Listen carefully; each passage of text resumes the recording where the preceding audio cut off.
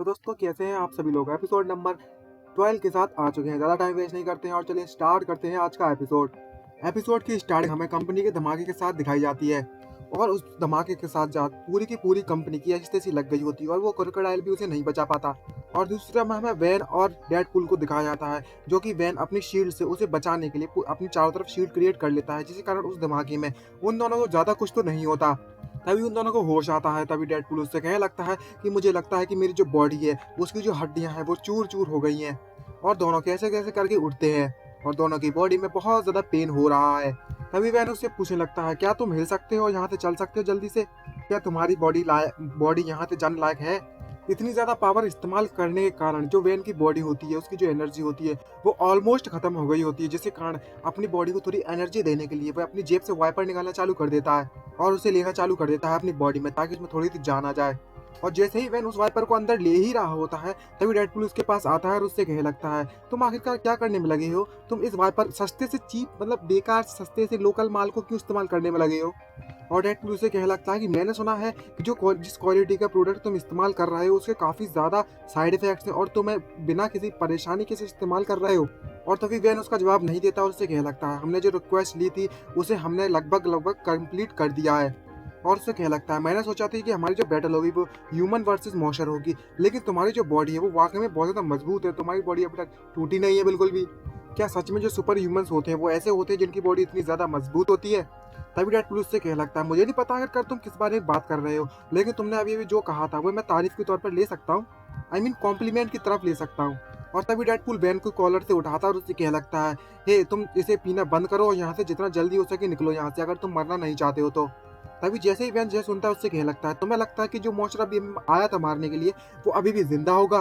तभी जो डेडपूल होता है उससे घबराते हुए कहने लगता है, उसके पसीने छूट रहे होते हैं उसके बारे में बात करते हुए, और कह रहा होता है, क्या तुम्हें क्या लगता है मैं 100% श्योर कि वो बंदा अलाइव है, मतलब जिंदा है? क्या तुम सच में उस ओल्ड मैन को नहीं जानते हो आखिरकार वो बंदा है कौन? और जैसे ही उसे पता चलता है कि भाई इसे कुछ नहीं पता, तो अपना सर पे हाथ पटकता है और कहने लगता है, क्या तुम किसी जंगल वंगल से आए हो क्या, जब पहाड़ों में रहा करते थे पहले? जो बंदा अभी से फाइट कर रहा था वो पेंडोलिनियम से है और कोरियन असाइलिन से। तभी दूसरी तरफ हमें अंदर का सीन दिखाया जाता है, जो फैक्ट्री पूरी तरीके से तबाह हो गई थी, वहां पर किसी की मूवमेंट दिखाई जाती है हिलते हुए, और वहां पर एक जोरदार धमाका होता है उस जगह पर, और उसमें से वह मॉन्स्टर जाने की क्रोक निकलता है, क्रोकोडाइल, जो कि बहुत ज्यादा गुस्से में होता है और कहने लगता है, तुम चूजो कहीं की, तुम्हारी हिम्मत कैसे हुई मेरे काम में टांग अड़ाने की? और इतने गुस्से में होता है और उसे कहने लगता है, मैं तुम्हें आज यहीं पर जिंदा मार दूंगा। तभी डेडपूल उसे पता लगता है, जिस बंदे से हम अभी फाइट कर रहे थे वो एक वॉर मर्सनरी है। वो मर्सनरी के काम से रिटायर होने के बाद उसने पेंडोनियम के लिए काम करना चालू कर दिया था और एग्जीक्यूटिव है उस ब्रांच में। समझ रहे हो तुम इसका मतलब कुछ भी? तभी हमें पेंडोनियम के बारे में बताया जाता है। यहाँ पर कई सारे ऐसे मॉन्स्टर टाइप भरे हुए लोग हैं जो बहुत ज़्यादा पावरफुल हैं, जिन्हें इतनी पावर से हराना बिल्कुल इम्पॉसिबल है। जो पेंडोनियम है वो सिर्फ वही ऑर्गेनाइजेशन नहीं है जो सिर्फ क्रिमिनल्स और डाकू गुंडे और बहुत बड़े बड़े और खतरनाक लोगों को अपनी ऑर्गेनाइजेशन में इनवाइट करते हैं, और इतनी बड़ी ऑर्गेनाइजेशन में वह एग्जीक्यूटिव बन गया। तुम समझ भी सकते हो, सोच भी सकते हो कि वो कितना पावरफुल है। तभी वैन जी सुनने के बाद कहने लगता है, मुझे विश्वास नहीं होता कि एक ऑर्गेनाइजेशन इस मॉन्स्टर को एक एग्जीक्यूटिव की पोस्ट पर बिठा देगी। और दूसरी तरफ तभी उसे आवाज आती है एक धमाके की और दोनों एकदम से घबराने लगते हैं जो सुनने के बाद। और हमें उसी मॉन्स्टर यानी कि क्रोकोडाइल को वहां से निकलते हुए दिखाया जाता है, जो कि इतने गुस्से में होता है कि पूरा आग बबूला हो गया होता है उन दोनों को देखने के बाद। और डेडपूल ये देखने के बाद तो बहुत ही ज्यादा घबराने लगता है और बोलने लगता है, अबे शिट, अब तो हमारे लग गए एल।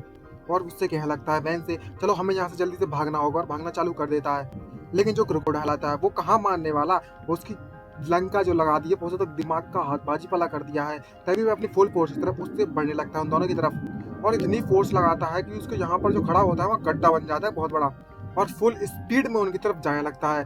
और दोनों के दोनों वो लोग वहां से भाग ही रहे होते हैं अपने आप को बचाने के लिए, बट वो फुल स्पीड में उन दोनों को क्रॉस कर जाता है और दोनों बचने के लिए उस जगह को डॉज कर देते हैं, और वैन दूर जाकर गिरता है। और भाई जो डेडपूल होता है उसके मुंह से तो खून निकलने लगता है इस डॉज से ही। और जो भाई क्रोकोडाइल होता है वो तो उसके तो कुछ भी चोट पहुंचे नहीं होती, और वो फुल स्पीड में अपने आप को रोकता है अपने हाथों से ही, और कि टकरा ना जाए अपने बॉडी फोर्स को रोकने के लिए, और काफी गुस्से में दिख रहा है। तभी ये सब देखने के बाद जो वैन होता है वो कहने लगता है, मुझे पता है ये एक ऐसी दुनिया है जहाँ पर मैजिक की मदद से, माना की मदद से अपनी बॉडी की स्ट्रेंथ को बढ़ा सकते हैं, लेकिन यह बंदा जो करने में लगा हुआ है वो लाइन क्रॉस कर रहा है बहुत ज्यादा। तभी हमें क्रोकोडाइल को दिखाया जाता है जो कि उनकी तरफ बढ़ने लगता है फिर से, और वैन की तरफ देखते हो कहने लगता है, क्या तुम सूखी हड्डी, तुम ही हो वो मेज जिसने मुझ पर बिजली का हमला किया था? तुम तो काफी ज्यादा जवान दिखती हो मैजिक के तौर पर। लेकिन वैन वहां से उठता है और डेडपुल की तरफ देखता है और मन में सोचते कहने लगता है, मुझे डेडपुल के साथ भागने में काफी, अगर मैं सोच भी देता हूँ तो यहाँ से इसके साथ भागना तो इम्पॉसिबल है। क्या मैं मर तो नहीं गया अभी? तभी अचानक से डेडपुल खांसने लगता है और ये देखने के बाद वैन खुश हो रहा है और सोचने लगता है, चलो अच्छा ये बंदा अभी तक मरा तो नहीं है। कम से कम अगर मुझे उस मॉन्स्टर से फाइट करनी है तो मुझे जितना जल्दी हो सके इससे निपटना होगा। और तभी क्रोकोडाइल को बढ़ते हुए दिखाया जाता है उसकी तरफ, और उसको आते हुए मन में सोचते कहने लगता है, जितनी ज़्यादा देर तक हमारी फाइट चलेगी उतने ज़्यादा चांसेस रहेंगे कि हम लोग इस फाइट को हार जाएंगे। चलो करते हैं अपनी फुल फोर्स के साथ। वो भी रेडी होने लगता है। तभी जो क्रोकोडाइल होता है वो वैन के पास आता है और उसे पूछने लगता है, क्या तुम ही वो बंदे हो जिसने मेरे ऊपर लाइटनिंग मैजिक फायर किया था उस वक्त? क्या तुम्हें किसी ने बचपन से सिखाया नहीं है कि ऐसी चीजें किसी के पैरों में नहीं फेंकनी चाहिए? तभी वैन उससे कहने लगता है, लेकिन तुम इंसान तो हो नहीं।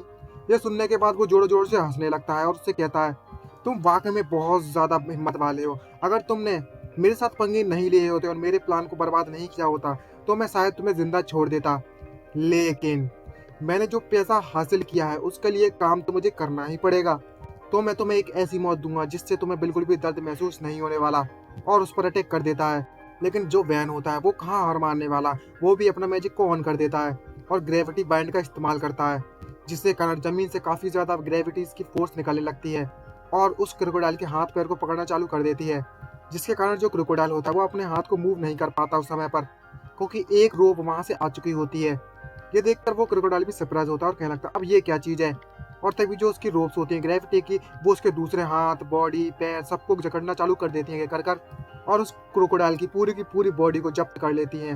और क्रोकोडाइल कहने लगता है, आखिरकार तुम किस तरीके की ट्रिक का इस्तेमाल करने में लगे हुए हो? तभी वैन उससे कहने लगता है, जितना ज्यादा मेरा टारगेट हैवी होगा उतनी ही ज्यादा इसकी ग्रेविटी बढ़ती जाएगी धीरे धीरे करके।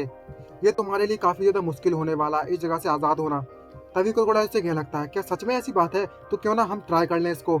और अपनी फुल फोर्स लगाने लगता है उसको तोड़ने के लिए और बिना किसी परेशानी के उसको तोड़ भी देता है।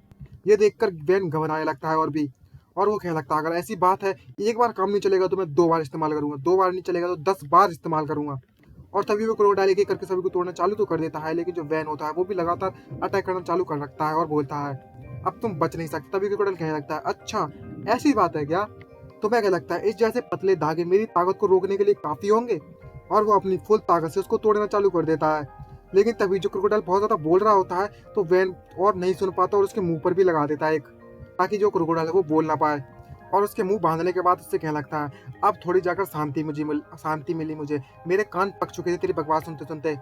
और दूसरे मन में सोचने लगता है, मुझे लगता है जो भी मैंने किया है वो काफी नहीं है इसे रोकने के लिए, हमें जल्द से जल्द यहाँ से निकलना होगा और मुझे सारी की सारी पावर का इस्तेमाल करना होगा उससे पहले। और सारा का सारा माना अपने हाथ में इकट्ठा करना चालू कर देता है फिर से, ताकि वो उस क्रोकोडाइल को रोक सके। लेकिन जो क्रोकोडाइल होता है वो ये सब देख रहा होता है और बहुत ज्यादा गुस्से में आया लगता है ये सब देखने के बाद, और अपने मुंह पर जो रस्सी बंधी हुई होती है वो उसे तोड़ देता है, जिसके कारण वहां पर एक बहुत ज्यादा फोर्स जनरेट होती है और उसकी पूरे की पूरे बैरियर की स्थिति हो जाती है और सारी की सारी रस्सियों को क्रोकोडाइल तोड़ लेता है बिल्कुल बिना किसी परेशानी के। और क्रोकोडाइल और ज्यादा भड़क जाता है और उसे कहने लगता है, तुम जल्द ही मेरे हाथों से मारे जाओगे, मैं तुम्हारे तोते तोते कर दूंगा। तभी जो वैन होता है उसे कहने लगता है, मुझे माफ कर देना, लेकिन मैं यहाँ पर खड़े होके यह देख नहीं सकता कि तुम मेरे पास आओ और मेरी बॉडी के चीतरे चीतरे उड़ा दो। और सारी की सारी फोर्स को फिर से इकट्ठा करना चालू कर देता है अपने हाथों में, ताकि ब्लास्ट कर सके। और इकट्ठा करते हुए मन में सोचते हुए कहने लगता है कि अब जब समय आ ही चुका है, यहाँ पर मेरी जिंदगी और मौत का सवाल है, तो मैं अपने लिए एनर्जी नहीं बचा सकता, मुझे सारी की सारी एनर्जी का इस्तेमाल करना होगा। और इसी एनर्जी कंजम्पशन के साथ हमारा यह एपिसोड खत्म होता है। आई होप आपको वीडियो अच्छी लगी तो लाइक सब्सक्राइब करना मत भूलिएगा और कमेंट करके जरूर बताना। तो नेक्स्ट एपिसोड में पता चलेगा आखिरकार ये एनर्जी का धमाका करेगा क्या।